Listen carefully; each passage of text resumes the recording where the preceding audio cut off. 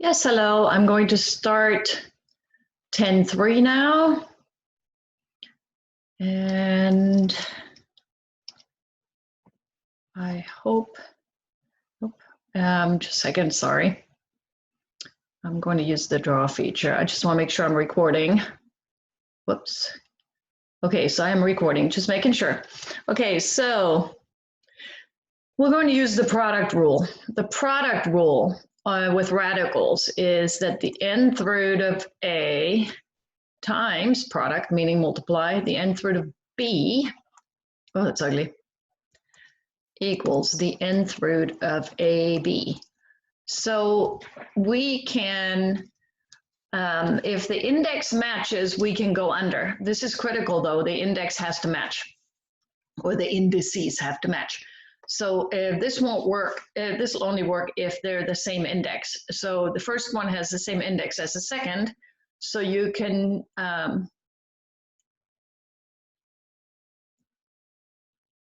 just a second. The cubed root of 25, I just want to show you why we need to use a product rule. The cubed root of 25 would be, if we used what we did the other day, the cubed root of 5 squared. And do you see how since that 2 doesn't match that 3, nothing comes out and you can't actually simplify it?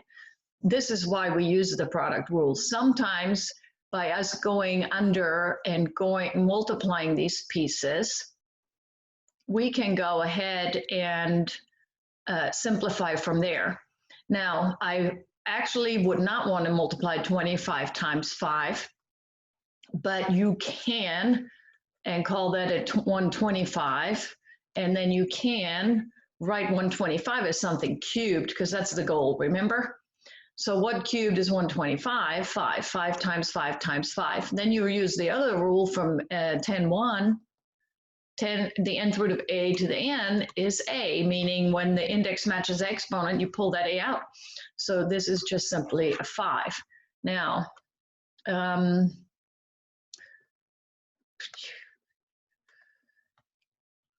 do green as a regular too. Okay, so the way I would have worked this is I recognize that 25 is 5 squared. So I go ahead and change a 25 into a 5 squared because I'm trying to make it manageable. And then I would say I'm going to use the product rule. 5 squared, if the index matches, I can go under, meaning 5 squared times 5. 5 squared times 5 to the first is 5 cubed. Do you see what I'm saying? And then the index matches the exponent. You're still going to end up with a 5. I'm just trying to clarify. I try not to make big numbers. It just happens to help me in that case. If you have a good calculator, you know how to use it, it doesn't matter. But some of you don't know what a cube root of 125 is. Now, I have additional problems up here, and I will work them in our meeting to clarify, okay?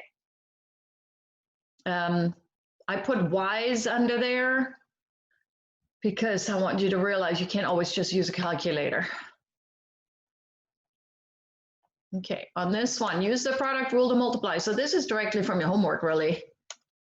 So that's what I'm helping with here. And then, like I said, in class, I will clarify and do more. Or if we end up with this recording doesn't take very long, then I might do more. Okay, 6 and 7 is 42. And then, you know, look at 6. 6 is 2 times 3, basic math. And 7 is just a 7. And your goal, if you were going to be able to simplify this further, you would have to be able to break it into something that has an exponent of 2, because in this case, the index is really a 2. And there's no way you could break the 42 into 2 times a 3 times a 7, and they're all to the first power. So there's nothing else you can do. And this is simplified. There's nothing else you can do to this one, but you should always try. Then it says use the quotient rule to divide. So we have several different ones. Well, I took some more out of the book, or maybe I took all of these out of the book. I'm going to skip the one with the cube root.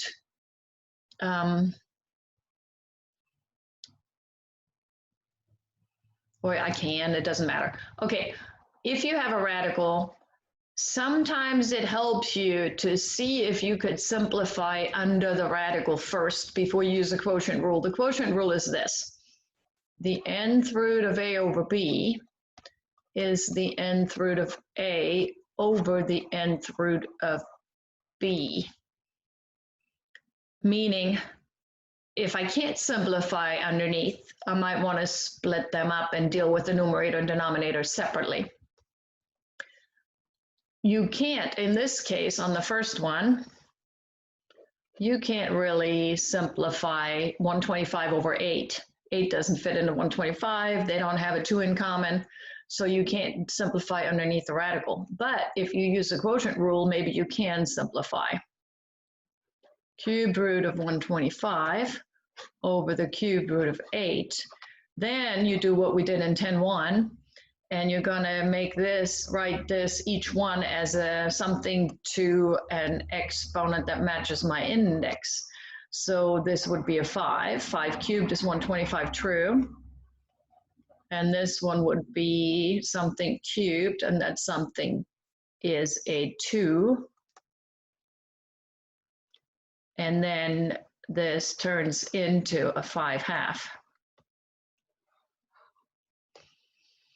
Now, it said use the quotient rule to divide. What if I said I don't want to use a quotient rule? What if I say I want to use something I learned in chapter 5? You could go ahead and rewrite this piece as a fraction, because each one gets the exponent, remember? This is from chapter 5.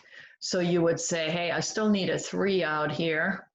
And then you would say I have a fraction, and my numerator would have to be a 5, because 5 cubed is 125, and my denominator would have to be a 2, because 2 cubed is 8. And then you still end up with 5/2. Do we understand that there's different ways to do things? They're not wrong, just different. So in this case, since they said quotient rule, I would immediately go into the way I did it in purple. Yes, you have a calculator. Yes, your calculator can do this, but it won't help you with the variables. So let's look at one of those.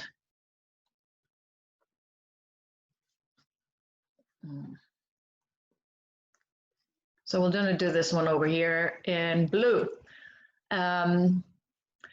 Before you try to use the quotient rule, you should ask, would it maybe help me to simplify underneath first? I'm not using a different method. I'm simply saying, can I simplify underneath? And that wouldn't help me in this case, actually. I would go ahead and use the quotient rule. Let's go ahead, because with the 4, it's not going to work.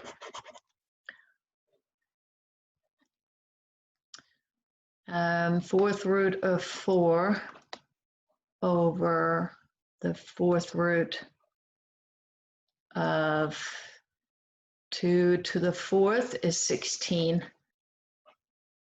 y to the 4th.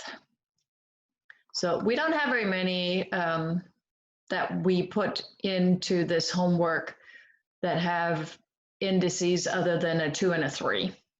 But you can't really simplify the fourth root of 4, because you can't write 4 as something to the 4th power. So the numerator stays. The denominator turns into a 2y, because something to the 4th is something to the 4th. This is all chapter 10.1. Okay, so yeah, sometimes I have to play with these a minute to see which way I want to approach them. This one here, I'll work in class, in Zoom, on whenever you guys are there and want to, next week on 10.3. Simplify. So instead of working the first one, I'm going to work this one over on the right. Or am I? I can't decide. Because I think we're going to work some later that have the x's in them. So let's just go with what the book did and what the homework did for now. Okay, simplify. Cube root of 48. I know, I'm so wishy-washy, huh? 212, can't decide what I want to do. 2 times 6 and 2 times 3. 2 to the 4th is 16. 16 times 3 is 48 true, or however you make your tree. And I know you have a calculator, but please remember the stuff that's on the right here has variables in it. So you need to learn how to do this. Now, do you agree that 48 is 2 to the 4th times 3? And then my goal here, 2 to the 4th is 16 times 3 is 48 true. My goal here is still, I need exponents that match my index. Could you then use the product rule in reverse and say, well, cubed root of 2 to the 4th it could be written as the cubed root of 2 cubed times the cubed root of 2, right? Or you could write them underneath. You can use the product rule in reverse and split them up, or you could just write it like this. Do you agree with me that 2 cubed times 2 is 2 to the 4th? You know, because we know this from chapter 5. Okay. Now, what comes out and what stays under? This is where, that's what I'm going to holler about a lot. What comes out? What stays under? The thing that comes out is the one that has the exponent that matches my index. So this piece here has an exponent that matches my index, so it comes out. What stays under? Well, 2 to the 1st and 3 to the 1st, there's nothing I can do, so they have to stay under. So this is your answer, simplified. And then let's just do, I'm not going to do the whole thing, but on the right side, the one with the, let's use the 9s. So square root of y to the 9th, for example, could you write that as you're looking for something evenly divisible by the index? You want an exponent that's evenly divisible by the index, and that happens to be a 2. So could you rewrite this as y to the 8th times y? Do you agree with me that y to the 8th times y is y to the 9th? And then could you, using 10(1), I believe, write y to the 8th as something squared, and it happens to be a y to the 4th. And do you see how y to the 4th squared is y to the 8th times y is y to the 9th? So you can always go back to the original, and now you have an exponent that matches your index. What comes out? The y to the 4th comes out. What stays under? The y. Now, one other way to do this, I'll do it over here in green. It's going to get just a little bit messy, but you know, we have to look at options. Square root of y to the 9th. If you don't like this at all, this is kind of the way I teach 10(1). This stuff down here where you find an exponent that matches the index, but you use one evenly divisible, that 8, for example.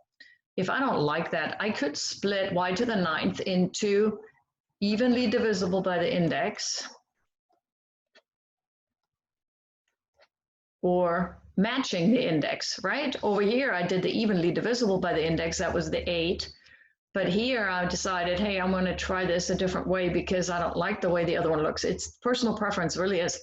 So y squared times y squared times y squared times y squared times y is y to the 9th. Everybody agrees because together they have 9 in the number.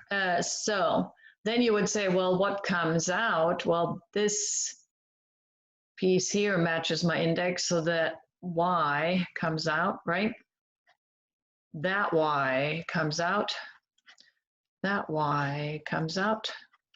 That y comes out. What stays under? There's still a radical. That y has to stay under. So then, this isn't simplified though. You wouldn't enter that into the computer as an answer, but y times y times y times y is y to the 4th. And then you have a square root of y. Do you see how it's this is exactly the same I'm going to push for the one in blue because what if you had x to the 89th power? That'd be a little crazy to do it with individual exponents of 2. So that was a 2, that was not a 3. It's just when I underlined it.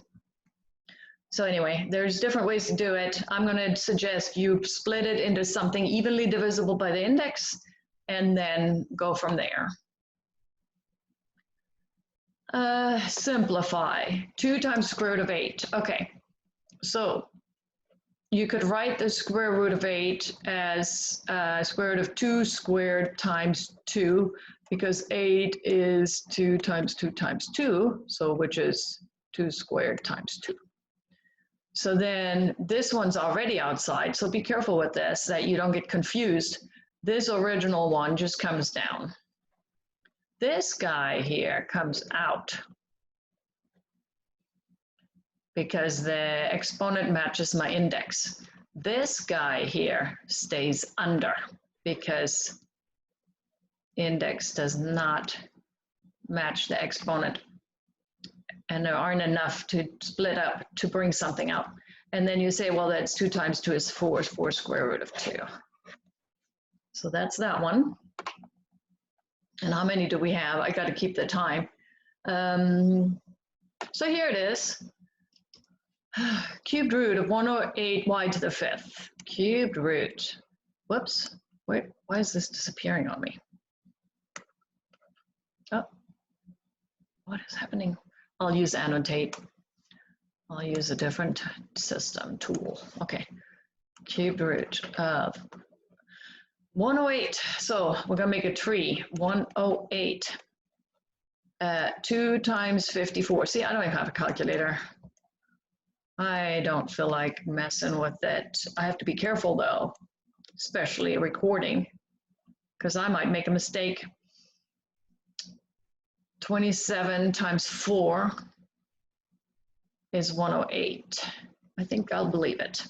Okay, so you look at this, if you broke these into mini pieces, could you write them?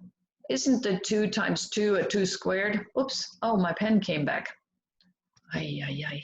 Hang on a minute, I'm going to erase that one because I'm now using a different tool. Okay, so let's try that. So do you see how this 2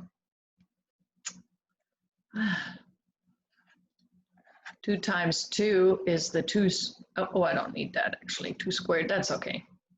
That's not going to come out because it doesn't match my index. But do you see how 3 times 3 times 3, I'm going to write that as a 3 cubed, and that has an exponent that matches my index. And then I have y to the 4th. Can I split it into something evenly divisible by the index?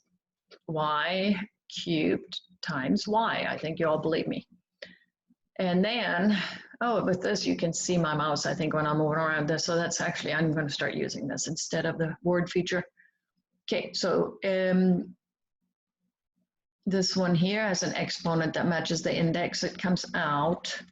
And then this one here has an exponent that matches the index. So it comes out.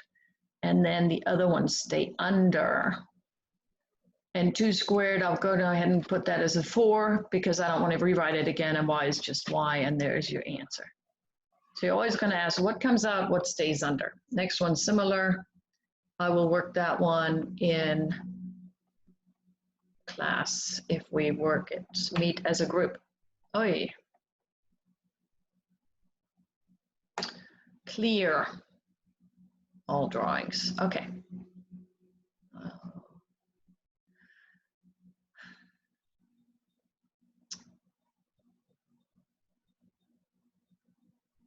There, we'll use blue. Okay.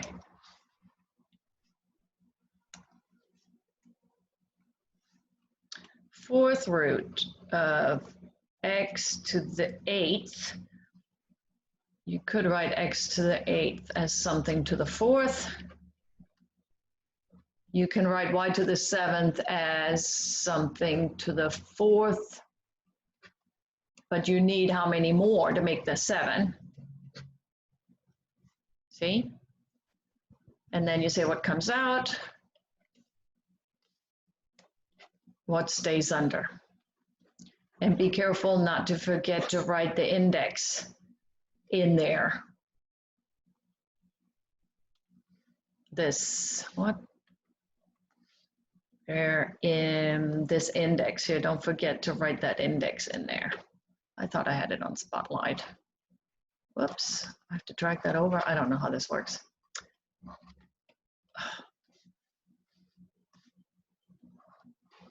There is a Spotlight. Don't forget to write the index. A lot of students forget to write the index. Okay, mouse.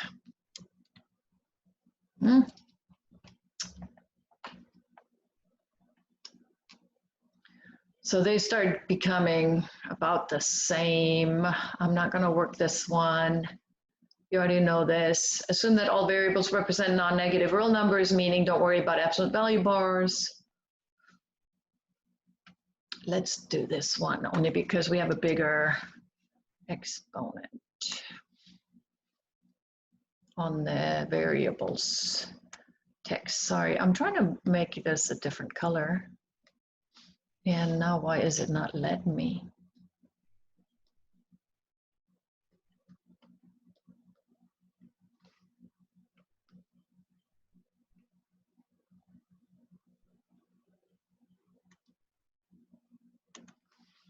Okay, I won't do the blue that I want, that's okay. Can you write 100 as something squared? Because I need an exponent that matches my index. So there's my, I'm going to use parentheses just to make it clear. Now the x to the 19th. Yes, I could write it as x squared, x squared, x squared, x squared. It gets a little old on and on and on and on, and then an x hanging around to make the 19 total. So how can I avoid that? I'm going to find the closest one that's evenly divisible and then hang that odd one at the end. So for example, evenly divisible by the index. So could I split the x to the 19th into an x to the 18th times x to the first? Because 18 and 1 is 19. And then could I write the x to the 18th as something squared, but I still have to leave that x to the first. And then you say, okay, what is that? 9 times 2 is 18. Do you see where I'm going with this? This is when the exponents get bigger. I don't want to do it like on the right there. I can do it like that and then pull them individually and then multiply them again at the end. It's a pain. So I'm going to call this times x to the 18th times x. And then the y to the 11th, I'm going to find the closest one to 11 that's evenly divisible by 2. So I'm going to split that into y to the 10th times y. And then I'm going to use what I did over there on the right. So we still have something squared is 100. And we can make something squared be the x to the 18th. And still that extra x hangs there. And if you look at these over here, the x to the 9th squared is x to the 18th times x is still the original x to the 19th. And then the y to the 11th, you could write that as something squared. It's a y to the 5th. And then you hang that y there. And are we clear? Like this is one way to do it. This is not the only way to do it. And then I'm going to, everything that has the exponent of 2, I'm going to pull it out, or everything, every quantity. So they're going to pull the 10. We're going to pull the x to the 9th. We're going to pull the y to the 5th. So we got them done. This one's done, this one's done, and this one's done. And then we want to say, okay, now what's left under? So we have to say, well, the other two items can't come out from under the radical. So then we have an x, y. And there it is, okay? So that's the one that you really want to focus on. This one's very similar. I'm going to clear my drawings first. But I think I'm not going to fiddle with this. This one's similar. This one's doable without splitting anything up because they're all evenly divisible by the index. This one, the y has something left over. Other than that, 16 is 2 to the 4th. So you could split that up. into something evenly divisible, and there's the end, really, that's it. So we're gonna call this good. If you show up for the sessions, I can do more. Let me look real quick how long we've been here. And I think I've got this covered enough. Yep. Okay. So thank you for coming, and then we'll clarify anything else you have issues with or questions on when we meet in class. Thank you.